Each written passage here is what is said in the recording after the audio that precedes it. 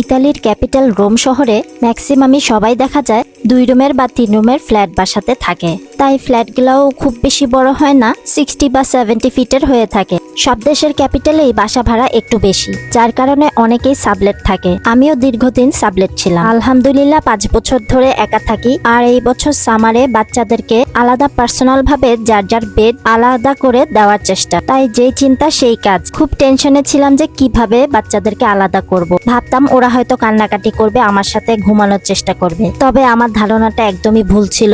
দুজনের bed, mattress সবকিছু আলাদা করে দিয়েছি, আর বাচ্চারাও খুব সুন্দর অ্যাডজাস্ট করে নিয়েছে। এখন থেকে বাচ্চারা যে যার যার বেডে আরাম করে ঘুমিয়ে যায়। এই বছর তো খুব গরম পড়েছিল, আর প্রতি বছরই বাচ্চাদের পাপা গরমের সময় তার মন মতো ফ্যান নিয়ে আসে। এই বছরও সে এই ফ্যানটা কিনে এনেছিল। এইবার সেট আপ করার পালা। এই ফ্যানের পেছনের দিকে বক্স আছে, আর সেখানে ঠান্ডা পানি দিতে হয়। তবে 1-2 দিন যাওয়ার পরে দেখা গিয়েছে যে বক্সের পানিগুলো উপর দিকে আর পাস হচ্ছিল না। পরবর্তীতে বাচ্চাদের পাপা এটা চেঞ্জ করে নিয়ে এসেছে আরেকটা মিনি এয়ার কন্ডিশন। সেটাও পোর্টেবল ছোট এয়ার কন্ডিশন। সরকারিভাবে আমাদের বাসায় প্রায় 2 বছরের মতন বাইরের দিকে কাজ করেছিল, যার কারণে পেছনের দিকে এয়ার কন্ডিশনার মেশিনটাও খুলে ফেলা হয়েছে। আমরা যেহেতু একা থাকি, তাই কারেন্ট, গ্যাস, ইন্টারনেট বিলগুলো আমাদের নিজেদেরই ক্যারি অন করতে হয়। তাই বুঝে শুনে একটু চলার চেষ্টা করি, যতটুকু দরকার ততটুকুর মধ্যে সীমাবদ্ধ থাকার চেষ্টা করি। আর এভাবেই আমাদের মধ্যবিত্ত পরিবারের সারা বছরের লাইফস্টাইল এভাবেই কেটে যায়। খুব বেশি বিলাসিতাও না, আবার খুব বেশি কৃপণতাও না। সবকিছু ব্যালেন্স ভাবে চলতে পারলেই আমাদের সবার লাইফস্টাইলটা দেখা যায় স্মুথলি চলে যায়। তবে এর মাঝেও আমাদের মধ্যে অনেক স্ট্রাগল করা লাগে, দুঃখ, কষ্ট, আবার আনন্দও আসে। লাইফে অনেস্ট, সৎ এবং স্ট্রাগল করতে পারলে নিজেদের মধ্যে বাড়তি কোনো টেনশন থাকে না, যদি থাকে স্ট্রাগল করার মন মানসিকতা। আর আস্তে আস্তে এই ছোট ছোট স্ট্রাগলগুলা করতে করতেই পার করে দেই আমাদের লাইফের অর্ধেকটা এই প্রবাস জীবনে। ভালো থাকি, খারাপ থাকি, সব সময় বলি আলহামদুলিল্লাহ। এই বছরের গরমটা একটু বেশিই পড়েছিল, প্রায় 35 ডিগ্রি ছিল রোমের তাপমাত্রা। আর এখন কিন্তু আস্তে আস্তে গরমটা কমে যাচ্ছে, ঠান্ডা আস্তে আস্তে পড়ার চেষ্টা করছে। ইনফ্যাক্ট এই বছর সেপ্টেম্বর থেকেই দেখা যাচ্ছে 3 দিন পর পর বৃষ্টি পড়া শুরু করেছে। তবে আলহামদুলিল্লাহ সামারটা কাটিয়ে উঠতে পেরেছি। আর বাচ্চাদেরও স্কুল শুরু হয়ে যাবে, আবারও শুরু হয়ে যাবে আমাদের ব্যস্ততম দিনগুলো। বেশ অনেকগুলা সামার ট্যুরের ভিডিও জমা হয়ে গিয়েছে। বেশ কয়েকদিন একটু ঢিলামি দিয়েছিলাম, কারণ বেশ কয়েকটা কাজ একসাথে করার কারণে একসাথে সবকিছু সব দিক দিয়ে ব্যালেন্স করে উঠতে পারছি না। ইনশাল্লাহ ভেরি সুন আস্তে আস্তে সামার ট্যুরের ভিডিওগুলা আপলোড করার চেষ্টা করব।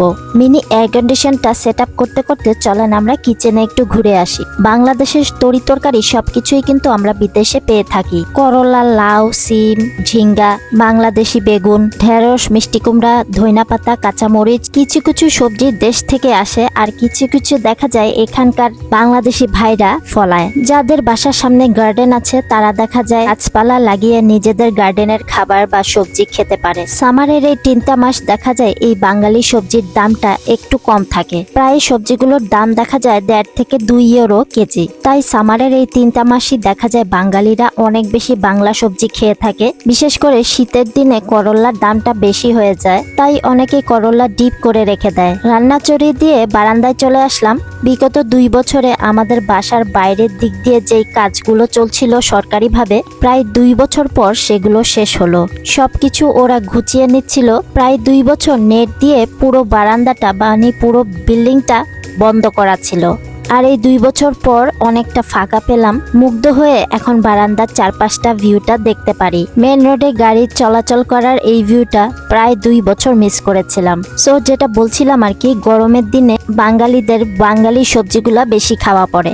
আমার হাতে দেখতে পাচ্ছেন 2টা বেবি মিষ্টি কুমড়া, খুবই কিউট দেখতে। আর প্রথমবারের মতন এই বেবি মিষ্টি কুমড়া, আর এটা টেস্টও খারাপ না, ভালো। ইতালিয়ান একজনের ক্ষেতের এই মিষ্টি কুমড়াটা একদমই তাজা ছিল।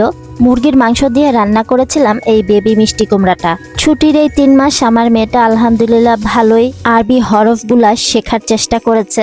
আর এখন তো শীত চলে আসছে, তবে চেষ্টা করব শীতের মধ্যেও যেন ও আরবিগুলা কন্টিনিউ করতে পারে। সামারের স্কুল বন্ধের এই 3 মাসটা দেখা যায় প্রত্যেকটা বাচ্চারাই বিদেশের বাড়িতে প্রত্যেকটা বাচ্চারাই আরবি যে যাই পড়ে না কেন সেটা এগিয়ে যাওয়ার চেষ্টা করে।